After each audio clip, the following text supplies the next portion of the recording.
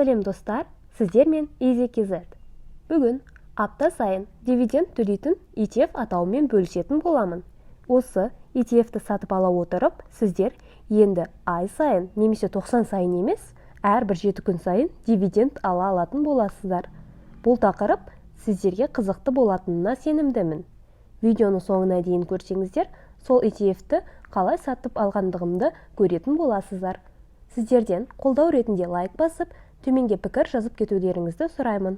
Арнаның тіркелмеген көрермені болсаңыз, бірден подписаться батырмасын басып, арнаның тұрақты көрерменіне айналуыңызды сұраймын. Енді көп созбай тақырыпқа кірісейік.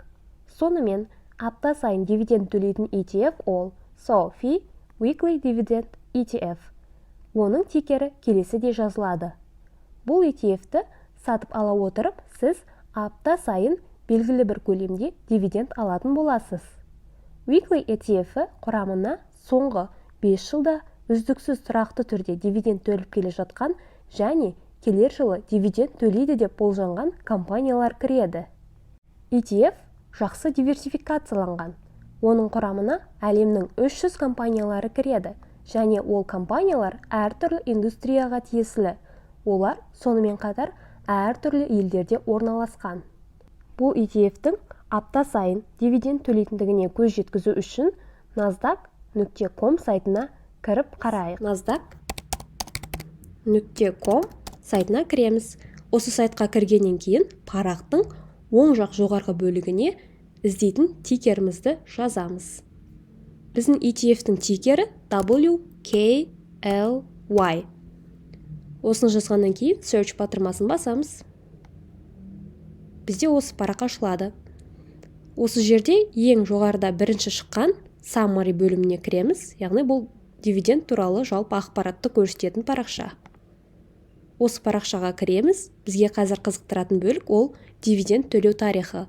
Бұл жерде оны көру үшін dividend history деген парақтың бөліміне кіреміз, басамыз. Бұл жерде дивиденд төлеу тарихы ашылған. Яғни соңғы дивидендтің аударылған күні 15 тамыз болған, төленген уақыты 17 тамызда төленген. Байқасаңыздар, шынымен де компания, яғни ETF әрбір апта сайын, әрбір 7 күн сайын дивиденд төлейтіндігін көре аласыздар. Және дивидендтің көлемі $0.02 құрайды. Әрбір апта сайын ETF $0.02 дивиденд төлейтіндігін көрдіңіздер. Ол шамамен 10 теңге. Әрине, бір ETF сатып алу арқылы сіз үлкен табысты сезе алмайсыз. Бұндағы табыс көлемге байланысты. ETF-тен көбірек алсаңыз, көбірек табыс көресіз. Жалпы, ETF құны шамамен $46-47 аралығында саудаланады. Егер осы ETF-ті сатып алғыңыз келсе, өз брокеріңізге кіріп, WKLY тикерін теріп, іздеп сатып алсаңыз болады. Мен сіздерге оны өз брокерім арқылы қалай сатып алғандығымды көрсететін боламын. Апта сайын дивиденд төлейтін ETF-ті сатып алу үшін өзімнің брокерімнің қолтаңбасына кіремін. Менің жағдайымда ол tradernet.kz. Қолтаңбаға кіремін, бізде бірден баға белгілеу беті ашылады.